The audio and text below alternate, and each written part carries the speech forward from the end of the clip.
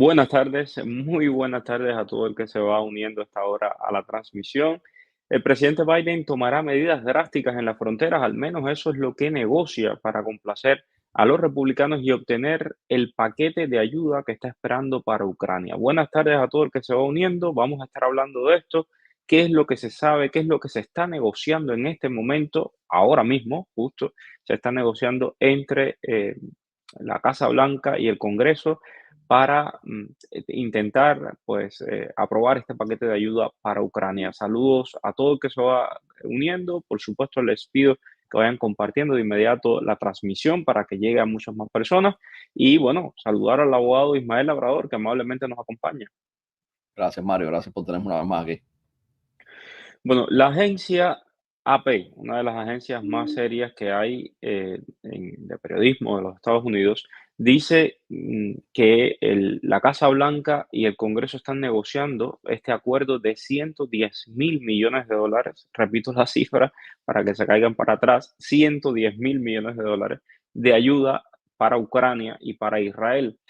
Los republicanos han dicho claramente que no van a aprobar un solo dólar hasta que no haya cambios drásticos en la frontera. Y el presidente Biden y la Casa Blanca ha dicho que va a tomar acción y que van a complacer a los republicanos si es necesario, pero que ellos necesitan aprobar ese paquete de ayuda para Ucrania. Ahora, ¿qué es lo que se está negociando? Esto me parece sumamente interesante, ¿no? Lo que se está negociando.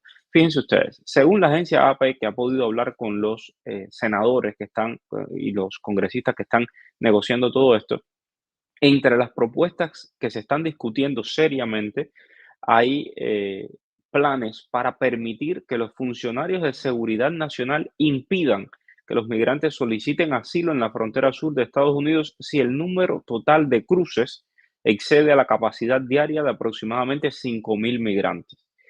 Imagínense ustedes que hay veces que pues se han incrementado hasta 10.000 migrantes por día.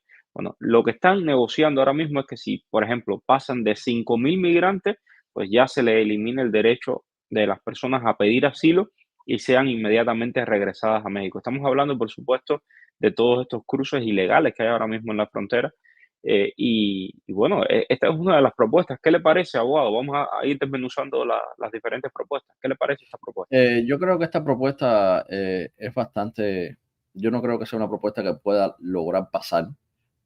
Tú no puedes prohibir a las personas a pedir asilo completamente, porque eso es una ley de inmigración que tendrías que cambiar el código de inmigración en los Estados Unidos. Ahora, ¿qué puedes hacer? Poner obstáculos, como hizo Trump. El programa del MPP, que tenías que esperar en México, otros ciertos tipos de cosas, pero tú no puedes prohibirle a las personas completamente hacer asilo o pedir refugio aquí en los Estados Unidos.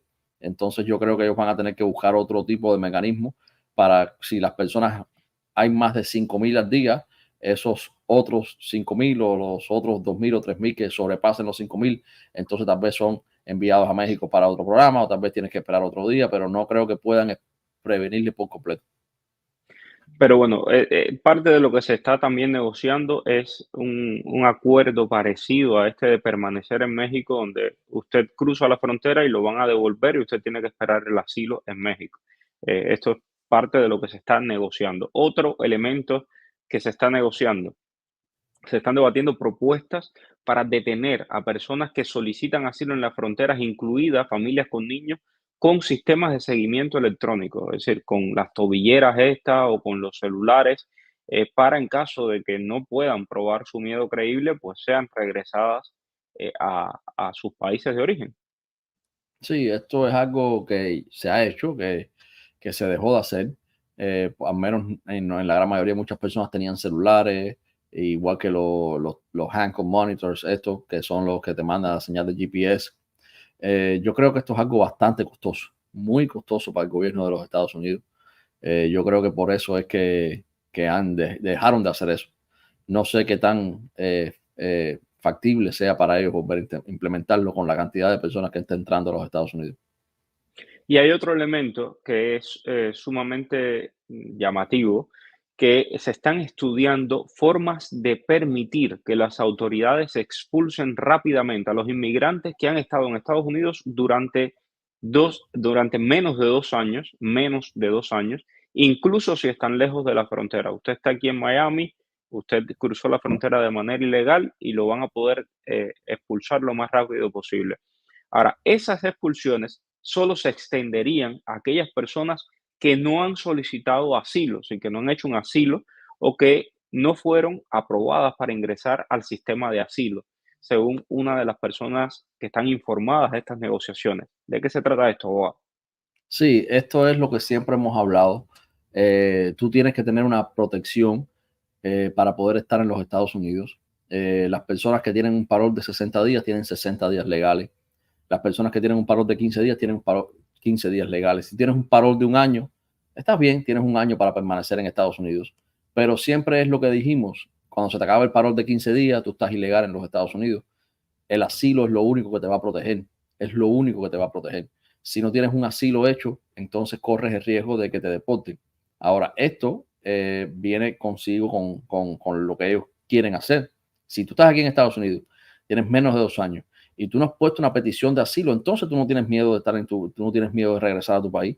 Esa es la lógica detrás de esta ley.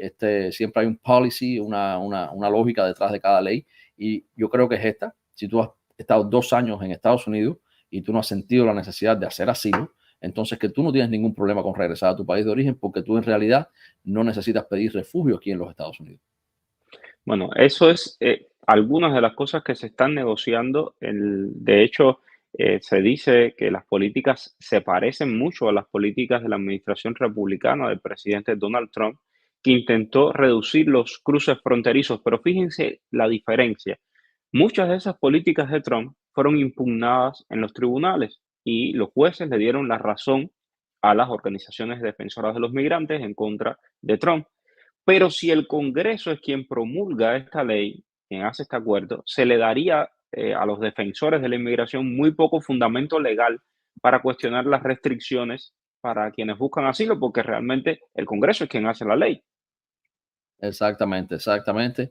Y ahí es donde siempre hemos hablado, la ley de inmigración es controlada por el Congreso. Ahora, muchas veces el presidente a través de órdenes ejecutivas puede, en áreas que el Congreso no hay un tipo de choque con la ley, o el Congreso nunca se ha pronunciado con respecto a eso. Esos son temas constitucionales. El presidente puede establecer órdenes ejecutivas que maneja la inmigración, pero el Congreso es quien maneja la inmigración. Es más difícil para las personas que van a hacer disputas contra las leyes si el Congreso es quien la toma. Ahora, que el Congreso tome una ley toma tiempo, tampoco es bien rápido. Hay un proceso que se llama el bicameralismo. Esto significa que la ley comienza en la Casa de Representantes, tiene que ser aprobada por la Casa de Representantes, tiene que ser aprobada por el Senado de los Estados Unidos y finalmente tiene que ser firmada por el presidente de los Estados Unidos. Esta es la única forma que una ley, no es la única, es la forma más fácil que la ley se convierta en ley. Es decir, tiene que pasar por estos tres procesos, y no queremos hablar de que el presidente no quiera, que es lo que hace un famoso veto, que no quiera hacer la ley, entonces tiene que virar para el Senado y ahí hacer otro proceso. Es decir, el proceso es complicado, no sucede tan rápido porque tienen que ponerse de acuerdo muchísimas personas. Ya, lo que pasa es que a diferencia de otros momentos, aquí hay hay mucha tensión porque los demócratas quieren enviar esa ayuda de inmediato a Ucrania y a Israel, y los republicanos están diciendo, ok, si tú vas a proteger la frontera de un país que no es mi país, primero tienes que proteger la frontera de mi país, y en eso están enfrascados. Hoy mismo, el principal jefe republicano de esta negociación que se está llevando, les estoy diciendo, esto está pasando ahora, si se están reunidos, están negociando ahora cuál va a ser el futuro de estas políticas. Y entonces le preguntaban, bueno, ¿cuándo se va a implementar? Dice, bueno, realmente tenemos muy poco tiempo, si no hay nada por escrito, todos son conceptos, esto es, estamos tratando de llegar a un acuerdo, y cuando lleguemos a un acuerdo hay que sentarse, a escribir ese acuerdo, y entonces ahí es que va a proceder el tema de la ley. Fíjate, otro elemento importante es que los negociadores del Senado también llegaron a un cierto acuerdo sobre elevar el umbral para que las personas que soliciten, para las personas que soliciten asilo en las evaluaciones iniciales de miedo creíble. Es decir, para que no sea tan fácil hacer el miedo creíble. Y esto es algo que hemos trabajado y que hemos conversado muchas veces aquí, el tema del miedo creíble. Lo que quiere, fíjate, ya aquí han llegado a un punto de acuerdo. Tanto republicanos como demócratas creen que es necesario elevar el listón del miedo creíble. Abogado.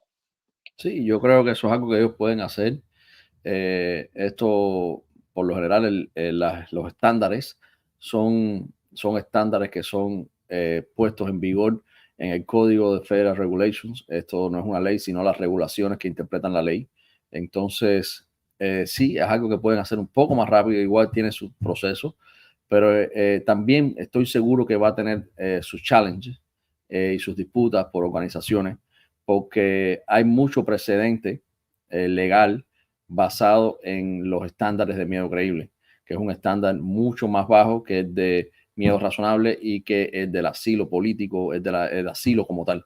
Entonces, porque es imposible que una persona pueda demostrar a plena capacidad en una entrevista de 1 hora sin evidencia física que tú eres perseguido en tu país de origen. Entonces, si lo ponen con un estándar muy alto, esto va a tener unas disputas constitucionales que yo creo personalmente que van a perder, porque no le vas a dar, aunque no le vas a dar un due process, aunque los inmigrantes no tienen el mismo due process, es decir, el mismo derecho de defenderse que tienen los residentes, los ciudadanos. Hay muchas leyes y acuerdos internacionales que protegen los asilados y los refugiados. Y si tú no le das la posibilidad de presentar evidencias, entonces tú no le puedes subir el estándar. Yo creo que van a llegar a un consenso con respecto a esto, porque al final del día tampoco ellos quieren que poner algo y que sea disputado al otro día y entonces comenzar todo el proceso legal. Bueno, el senador Chris Murphy de Connecticut dijo, y además que es un negociador demócrata clave, dijo que no debe sorprender a nadie que haya demócratas que estén descontentos con algunas de las disposiciones que se estén discutiendo, pero que van a hacer un acuerdo equilibrado. Dijo, solo diría que está claro que tenemos que obtener muchos votos demócratas y muchos votos republicanos para aprobar esto, y eso significa asegurarnos de que sea un acuerdo justo. Se está negociando en este momento y por supuesto aquí les vamos a tener el minuto a minuto de lo que esté pasando. Con nosotros van a estar bien informados. Así que si todavía no te has suscrito a YouTube y si todavía no me sigues en Facebook, por favor hazlo. También estoy en TikTok y en Instagram. Bueno, vamos a los comentarios. María Oropesa. Buenas tardes, Mario Abogado. Gracias a ambos por su excelente trabajo como periodista y abogado. Bendiciones, Lulú. Un besito grande, Lulú. María Eugenia también. Te mando un beso bien grande. Y bueno, vamos a las preguntas. Bueno, vamos a ver por acá. Bueno, una pregunta que veo que se repite bastante. ¿Usted cree que haya problemas con el CBP-1 o con el parol que los vayan a eliminar? Pues es posible, pero nada, no, hasta ahora mismo está en vigor, es lo importante, es lo que hay que saber, sigue funcionando, así que no perdamos las esperanzas. Así el Ábalos. ¿Qué puede hacer la Corte? No me contesta a la moción de cierre. Tengo parol dado por ICE. Soy del 19. ¿Qué puedo hacer? Volver a enviar la moción, tal vez no la enviaste correctamente, tal vez no fue suficientemente, no tenía los argumentos legales suficientes para sostenerse en la corte. Entonces, no sé si lo hiciste con un abogado o no. Si no lo hiciste con un abogado, te recomiendo que la hagas con un abogado. Leia, una persona con residencia permanente en México sí puede aplicar a la CBP-1. Ahora, con el tema del paro humanitario, teóricamente no puedes aplicar porque tienes residencia permanente en México, aunque he visto personas que han llegado con residencia permanente de otros países. Pero si te pones de mala, lo que dice la ley es que no aplica. Pero bueno, vamos a ver, seguimos por acá. Vamos a las preguntas. Buenas tardes. ¿Qué pasa con los que están esperando citas si cierran la aplicación? Eh, Desafortunadamente creo que van a perder la cita y no les va a llegar nunca, pero esperemos que no pase eso. Ok. Ivette Álvarez, si eres residente y no pediste asilo, ¿qué pasaría? Si ya tú eres residente, eres residente. O sea, ya tú tienes un estatus legal, que fue lo que el abogado explicó. No te quedaste ilegal. Abogado, y ese ese cambio entre tener un parol, por ejemplo, y con una vez que pides la residencia, ya a ti no te deportan, ¿verdad? No, no te deportan a no ser que tú cometas un crimen. Ujú. Si tú eres una persona que, que cogen con posesión de cocaína, entonces tú vas a ser deportado a los Estados Unidos porque tienes que ser ciudadano para evitar esa deportación. Recordar que la residencia es permanente, no te van a deportar por trámites de inmigración, no te van a deportar porque no hiciste asilo, no te van a deportar porque tuviste un ticket de tránsito, pero hay crímenes que sí te hacen inadmisible: prostitución, distribución ilegal de sustancias prohibidas, parafenalia. Todos estos crímenes y muchísimos más te pueden hacer inadmisible a los Estados Unidos. Están más de 6 meses fuera de los Estados Unidos siendo residente, ahí sí puedes perder la residencia, pero no tienes nada que preocuparte por el tema del asilo y otras cosas. Ok. Arialis Cabrera, buenas tardes, Mario Boa. Me encuentro en México, llevo 3 meses esperando la CBP-1, tenemos el parol puesto. En caso de que me llegue el parol, ¿qué nos recomienda? Que hagas el proceso de parol y que vengas con parol.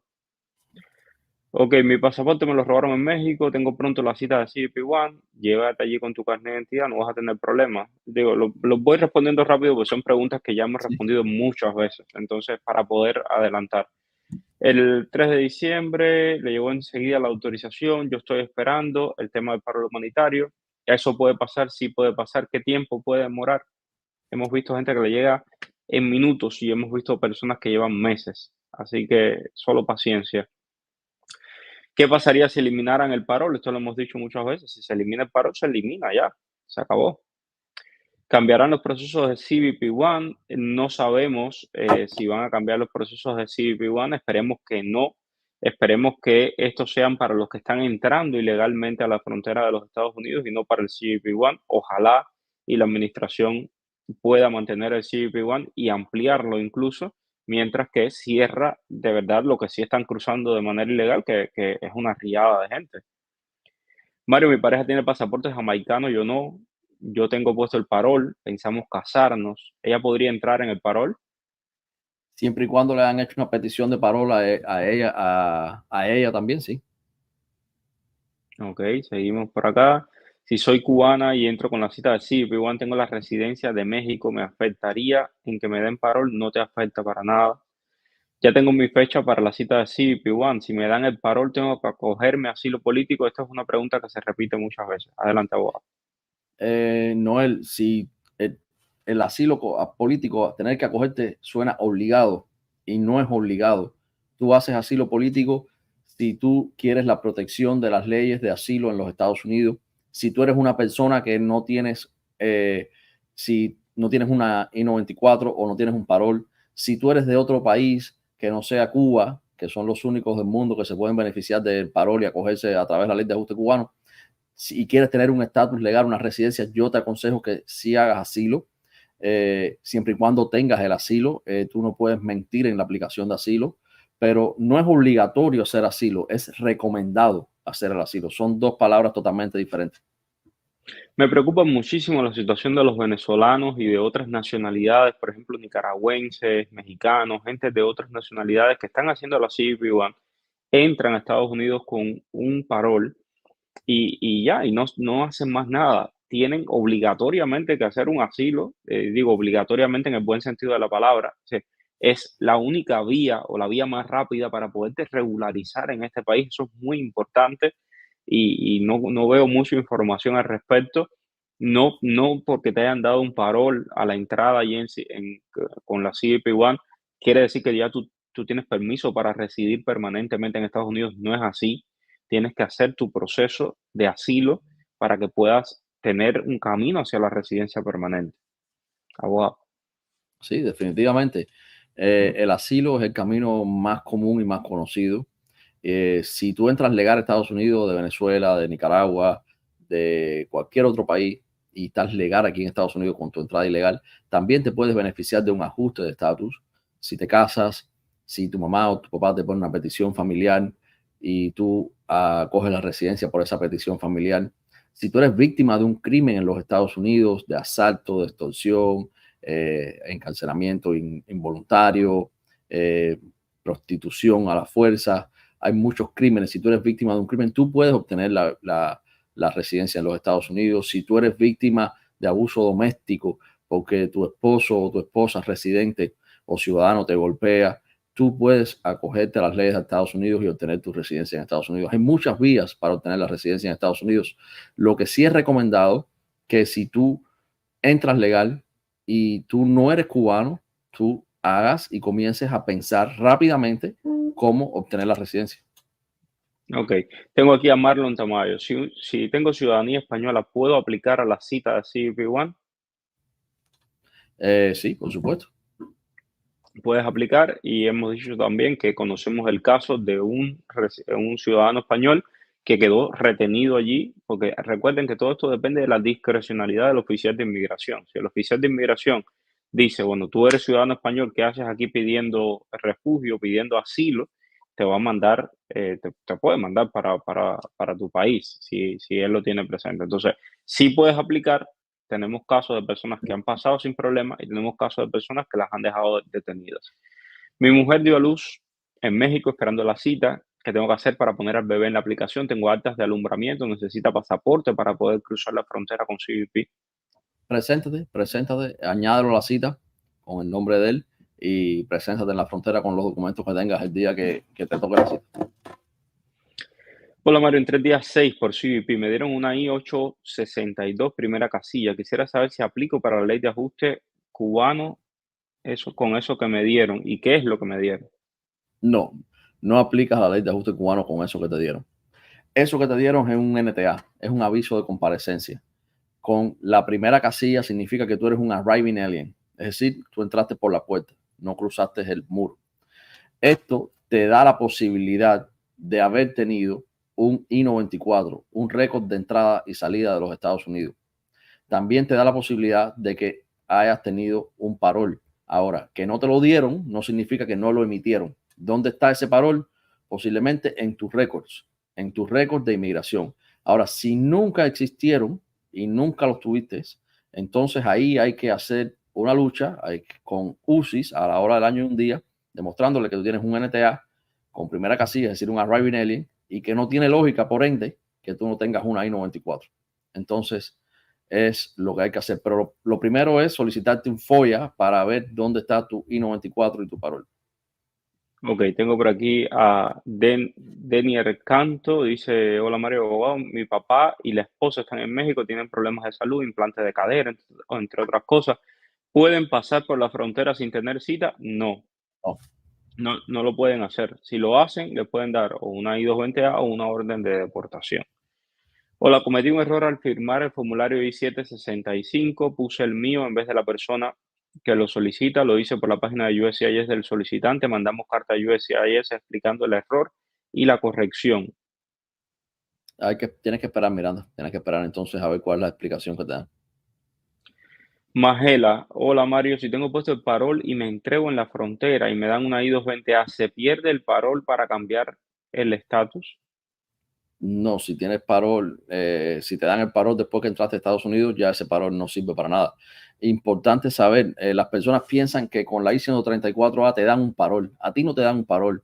A ti te dan un autorizo de viaje para venir a Estados Unidos, un Advanced Travel Authorization, un autorizo de viaje adelantado para venir a Estados Unidos. Una vez que tú pones pie en Estados Unidos, CBP, aduana, en su discreción, te otorgan un parol. A ti no te dan un parol, tú no te ganas el parol. Ok, es así. Hola Mario, mis padres les llegó el parol y mi mamá incluyó a mi papá en el grupo de viaje como han recomendado, ya que él tiene ciudadanía española, pero no le autorizaron el viaje a él. ¿Qué podemos hacer? Yo lo fui a traer el año pasado y le cancelaron el ESTA, le negaron al entrar. ¿Sería por eso que lo cancelaron? Es muy posible, es muy posible. ¿Cuál es mi recomendación? Vuelve a hacer el parol. Ahora tu mamá va a tener que esperar con él para venir a Estados Unidos. En este punto, la mejor opción es que tu padre sea reclamado por tu mamá cuando entre a Estados Unidos o que venga con una visa de turismo, que aplique con una visa de turismo en otro país y entre con la visa de turismo a Estados Unidos. Ok, vamos a ver, sigo por aquí. Mm. Si yo tengo mi cita aprobada y cierran la CBP-1, ¿qué pasaría? Bueno, ya esto lo explicó el abogado. Si lo cierran, pero hay que mantener la fe en que no lo van a cerrar. Nelson Amador pregunta, por cuánto se demoran los abogados de Gallardo en responder acerca de una petición familiar que han puesto, que quieren poner un contrato, que han puesto un contrato y quieren saber cuánto tiempo más o menos se demoran en responder los abogados. ¿Cómo que responder los abogados? No entiendo lo que me quiere decir. Sí, que le pusieron que su familiar estuvo y hizo un contrato con los abogados y quisiera saber cuánto tiempo se demora en que, en que le den una respuesta de cuál es el trámite que tienen que hacer y demás. Bueno, si tú contrataste los servicios de Gallardo Law Firm, al día siguiente, a no ser que sea domingo o sábado, te van a estar llamando el abogado que va a estar trabajando en tu Ok, caso y va a presentarse y te va a dejar saber todos los documentos necesarios para el proceso que sea, cuáles son ok. los que debe tomar. Buenas tardes. Con el asilo político, si voy a Cuba, ¿corro riesgo de que no me dejen entrar a Estados Unidos? Esto ya lo hemos respondido muchas veces. Por supuesto que sí, por supuesto que sí. Ok, tengo residencia permanente en México, ¿puedo aplicar al CBP-1? Sí, puedes aplicar al CBP-1 y puedes aplicar bueno, al parol con residencia permanente no deberías aplicar, pero bueno, si lo haces, te llegan y te dejan entrar, felicidades. Parol vencido en enero. Aplicó, parol vencido. En enero aplico y me llegó el NTA segunda casilla. Los luteranos me dijeron que aplicara y luego mandaban a cerrar la corte. ¿Qué debo hacer? Que aplicara la ley Cerrar de la, ajuste cubano, me imagino.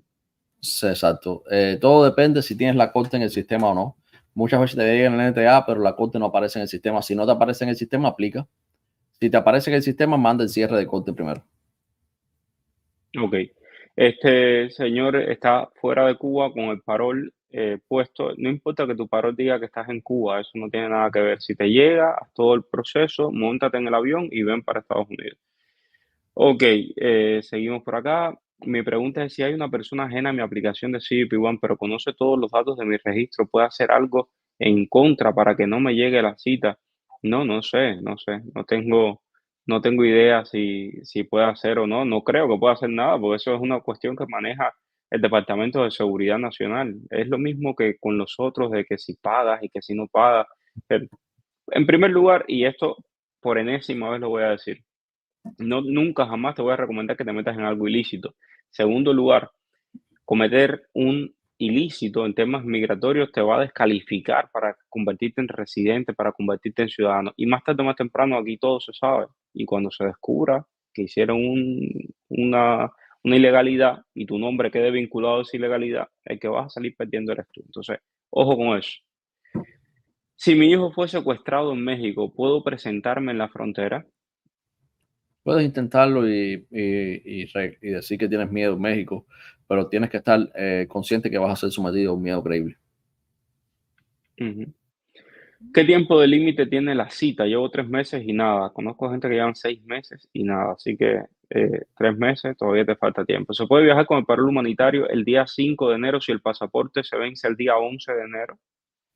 Eso depende de las aerolíneas, Marlene. Yo te aconsejo que te pongas en contacto con la aerolínea que tú quieres viajar y ellos te van a dejar saber mejor. Mi primo, bueno, tiene la dirección en México, en Cuba, pero está en México, tiene el parol humanitario. No necesitas cambiar nada. Sencillamente esperar y cuando le llegue su parol humanitario, pues viajar. Ok, ¿se ha dicho algo si se tomarán medidas con el parol? ¿Sabe algo, abogado, acerca del juicio del parol? No, hasta ahora no hay nada nuevo. Nada nuevo, todo se mantiene igual. Tengo por aquí, ya le puse la reclamación familiar a mi papá, él tiene ciudadanía española. ¿Podrá pedir una visa de turismo? Claro, por supuesto que sí. Y la están dando por 10 años a los ciudadanos españoles. Conozco varios casos que Sí. me han escrito para hacerme saber que les han dado la visa de turismo. Hace 2 o 3 días me escribió una cubana para contarme que había sacado su visa de turismo en Guyana y otras personas, porque como Guyanas tienen más facilidad para viajar, y otras personas las han estado sacando en Panamá. Bueno, se nos acaba el tiempo. Gracias, abogado. Mañana viernes nos encontramos aquí, seguimos conversando. Gracias, Mario. Hasta luego. Nos vemos mañana. Gracias a todos y pendientes, lo que vaya a pasar con la frontera, con el gobierno de Biden, se lo vamos a contar aquí, así que suscríbase al canal de YouTube, no deje de seguirme en Facebook, por favor, y de compartir este video. Gracias mil. Dime cuál es el periodista que está en el boom. Es Mario Rincón. El periodista que te trae toda la información. Es Mario Rincón. El periodista de la radio y la televisión. Es Mario Rincón. Habla de temas cubanos hasta de migración. Mario Rincón. Oye, dale, conéctate y comparte. Déjame un like. Dale like y comparte. Dale, conéctate y comparte.